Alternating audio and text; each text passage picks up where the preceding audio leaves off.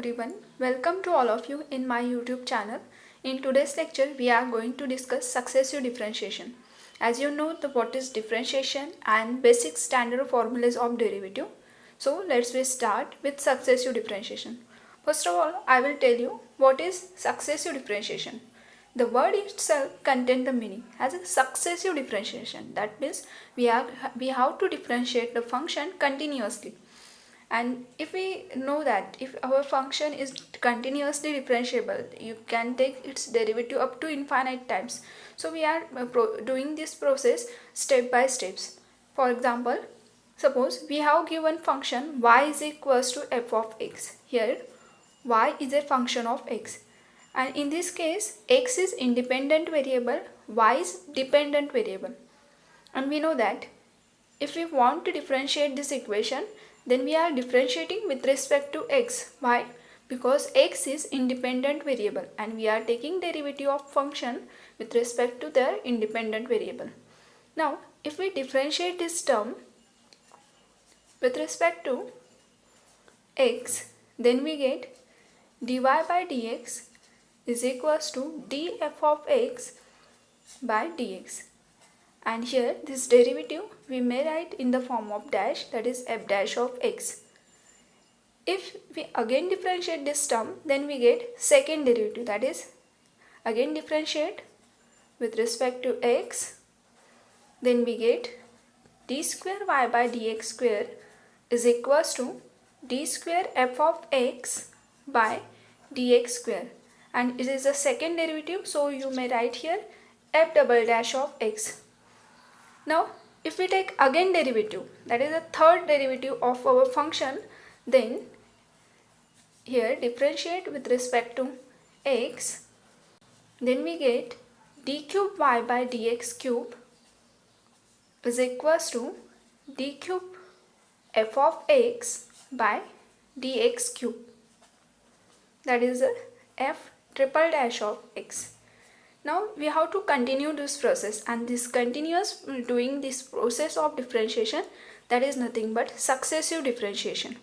Now here we have taken first derivative, second derivative, third derivative. If I want to differentiate this function y up to 100 times, then it is writing in the form of d raised to the power 100 y divided by dx raised to the power 100 is equals to f raised to the power 100 times dash. And you can see, if we write dash up to 100 times, then it is very irritating and not too possible to understand that term, how many times it is differentiable exactly. That means we have to count their dash. So we have used another notation, that is if we are differentiating this function 3 times, then it is also denoted by y lower suffix 3. And here instead of this dash, you may write it is equals to f raised to the power 3 of x. So if I continue this process and continuously differentiating this function, differentiating with respect to x, suppose it is nth times derivative of y. Suppose we are differentiating function y nth times. Here it is a third derivative of our function y. It is second derivative. Similar way, if we are differentiating nth times, n is any number, then we get y lower suffix n is equals to f raised to the power n of x. Also there is another notation, that is instead of writing lower suffix n, you may write y raised to the power n. It is also denoting nth derivative of y. So these are the standard notations of writing nth derivative of our function y. Now here y lower suffix 1 denote the first derivative of y, that's why here I write y1. Now y1 is equals to dy by dx. Now if we are differentiating this y1, then we get y2, that is y2 d square y by dx square. Here this second term y2 denoting the second derivative of y or the derivative of y1, second derivative of y or derivative of y2. Similar way, Here y3 denote the third derivative of y or derivative of y2. Now in the same way, if we are saying y over suffix n or y raised to e power n, it is denoting the nth derivative of y. Now here we are taking the derivative of y2, then we get y3. That means here in the lower suffix we add 1 because we are taking the first single derivative of y2. Now if I want to differentiate this term yn, then what will be the derivative? Lower suffix already contain n, again we are differentiating that term, then we get lower suffix n plus 1. That means if we are differentiating this term again, then we get y lower suffix n plus 1 is equals to f raised to e power n plus 1 of x. These are the most important notation because in the example we use this notation.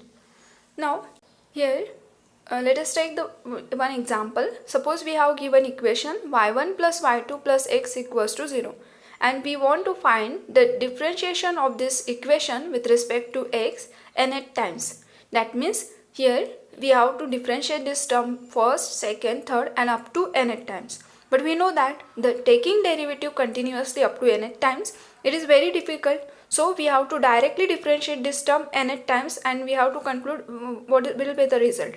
Now how to do that? Here y over suffix 1 denotes first derivative of y, and now we have to differentiate this y1 up to nth times. That means this is contain first derivative and now we are differentiating nth times. That means total differentiation is n plus 1. So we get here n plus 1.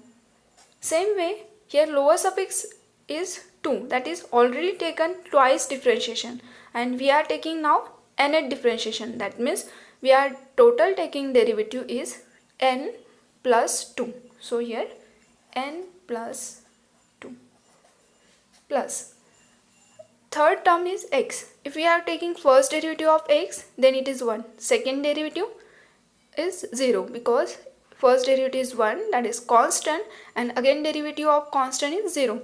So up to the nth times, if n is greater than 2, 3, then derivative of x is 0. This is the result. Hope you will get the idea of this notation. Same way we are taking another example.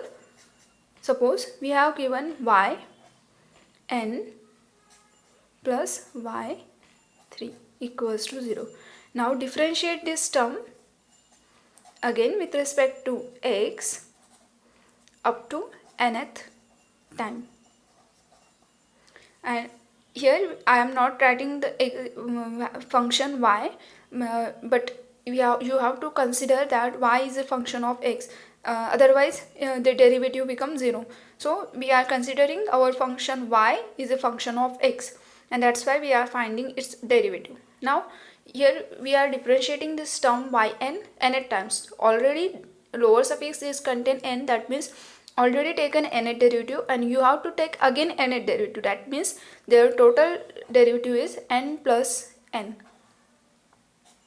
And here y lower suffix 3, and again we are taking nth derivative. So n plus total derivative is n plus 3 is equals to 0 as it is. Therefore it is y lower suffix twice n plus y lower suffix n plus 3 equals to 0. Thank you. Like, share and subscribe.